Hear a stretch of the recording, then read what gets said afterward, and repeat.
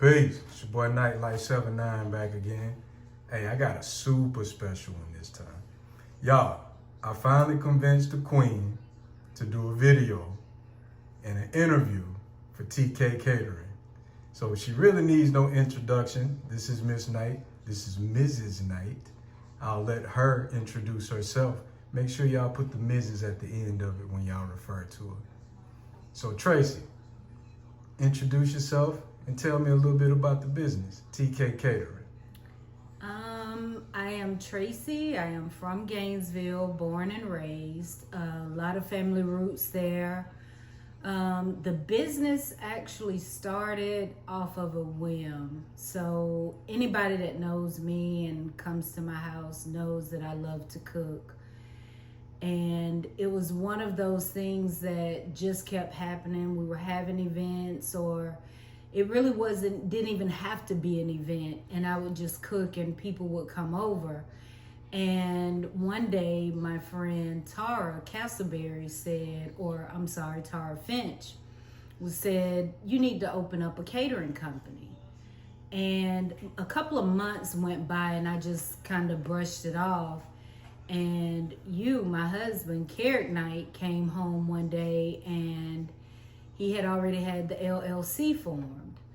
So at that point, I was like, okay, I'm getting the pressure from Tara. Now he's done the LLC. So it was something that I couldn't let it go to waste. And that's pretty much how it started. Oh man, so talk about your roots, like growing up as a child, super huge and tight-knit family. When did you realize that you had a knack for cooking or even like being around the kitchen? As you said, I have a large family. On my father's side, I am the oldest of, I think it's 8 or 9 grandkids. On my mother's side, I am somewhere in the ballpark of 24. I don't know exactly what number I am on that side, but I do have 24 cousins on my mom's side. I am an early 70s baby. So back then, we spent a lot of time at our friend's house, just outside playing around. But my grandmother, Delma Ware, was one of those where when the kids got up for the school bus, we had homemade biscuits. It was a full-blown breakfast. So it was early on that I realized that I was growing up amongst people that were truly cooks. It's funny because we always say back then, you didn't get a cheeseburger because we had cheese at home. So it was one of those where we were always trying to find a way to kind of jazz stuff up. But all of my aunts and my uncles are cooks. So sitting in the kitchen watching them is where I kind of got the passion from. There were a couple of influences because like I said, I was an early 70 baby. So I spent a lot of time at my friend's house. And I can remember the one time I was with Leslie Lipscomb, who was one of my best friends at the time, and her aunt, Stephanie Pickens. My mom had an allergy to shellfish. And whenever we went to Granny Bo's house, Stephanie would always be on the grill, and she started putting shrimp on the grill. And I think that's where I kind of got the love of seafood, because at my house, we didn't really have seafood because of the shellfish allergy. And watching her, cook on the grill, Granny Bo used to make red velvet cakes. And I think that's where I got the love for the red velvet cakes. As I got a little older, I used to spend a lot of time at Tammy's house. And Mama Linda was phenomenal in the kitchen.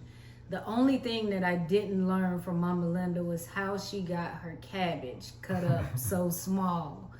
But it was just a lot of influences from a lot of different people, a lot of different families that I'm still close to this day. That's crazy. I mean, just listening to you, just picking up those pebbles along life, basically. Excuse me.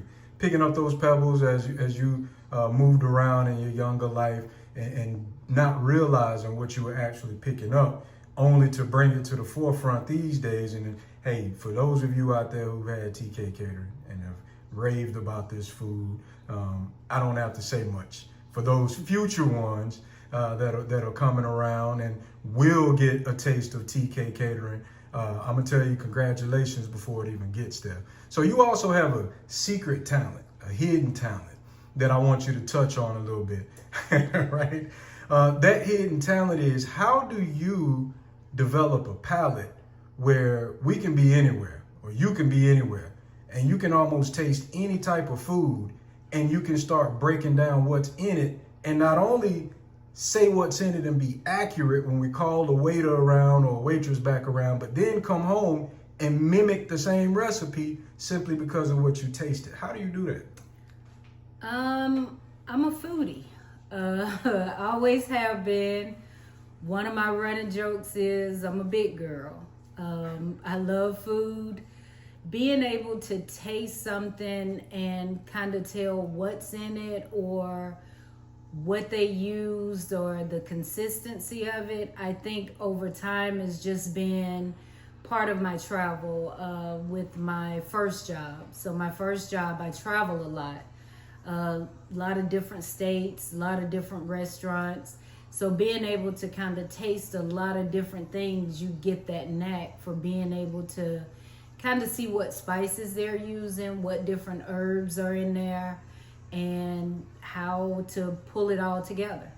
Needless to say that, look, y'all out there, I'm beyond a taste tester. I'm probably eating up stuff before it's completed, and I definitely enjoy it. But it's always amazing to me how you're able to do that. I can't do it. I'm a foodie, but I'm on the other end of the spectrum. I'm a foodie because I like to eat it, not necessarily cook it. So let me tell you publicly how proud I am of you, that I truly love you with all my heart. And the fact that I recognize the talent, one of your best friends recognized the talent, your whole family recognized that talent. You were the only one that had to get out of your way at the time and utilize that superpower in a way that not only supports the family, but it supports the community. I ain't never met a person yet who said a bad thing about TK Catering, about the food itself. So in closing, what would you tell that young lady especially? Don't want to get sexist, guys. I say young lady simply because there's a lot of women in her family and talking to her, but that young lady who understands that she probably has a knack in the kitchen, but she's afraid to put her dish out there or afraid to set the table when the family comes around, but yet when she tastes it or somebody close to her tell her how good it is, but she's reluctant to cook for others. I would just say start small, and start with those that are closest to you. That's how I started.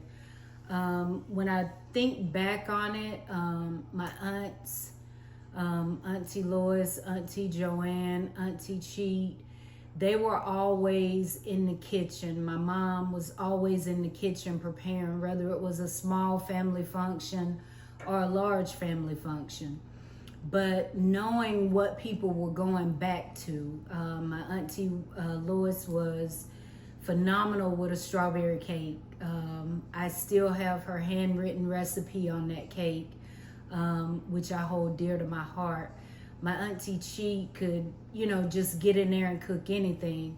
But I think it starts with family, and I think it starts with the love that you put into your food. So start small when you're trying to see if you have a knack for it. One of the things they always say, your family always give you the truth, uncut, raw. If it's good, it's good. My brother is known for it. He will tell you in a minute if it's good. Anybody in my family. So I just say start small and start with those that are closest to you, but never take no for an answer. You may have one person that just doesn't like it, but on the flip side of it, there's 25, 50, 100 more that does. So never take no for an answer. If it doesn't work the first time, keep trying. Y'all heard it. That's gospel right there, man. We're gonna close this one out, but just to reiterate, I promise y'all the next video that I have with my wife, I'll have her in action.